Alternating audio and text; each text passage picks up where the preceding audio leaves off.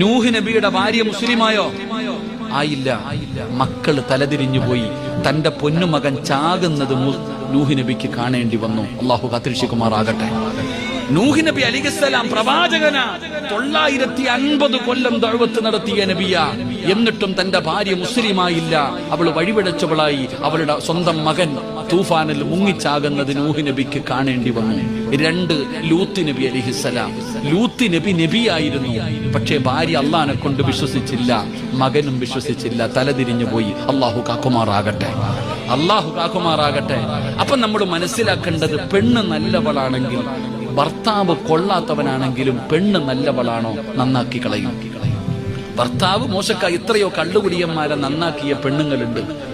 നിസ്കരിക്കാത്ത ഭർത്താവിനെ നിസ്കരിപ്പിച്ച ഭാര്യമാരുണ്ടല്ലോ. അതുകൊണ്ടാ പെങ്ങളെ നിങ്ങളോട് പറയുന്നത്. കാരണം ഒരു നല്ല പെണ്ണിന്റെ മടിത്തട്ടിലെ നല്ല മക്കൾ വളരുകയുള്ളൂ. ഖുർആൻ വൽ ബലദു ത്വയ്യിബു യഖ്റുജു നബാതുഹു ബിഇദ്നി റബ്ബി. ഖുർആൻ പറയുകയാ, ഒരു പെണ്ണ് നന്നായാൽ ഈ ഒരു കുടുംബം നന്നാകുമോ. ഒരു നല്ല ഉമ്മയുടെ മടിത്തട്ടിലാ നല്ല മക്കൾ വളരുന്നത്.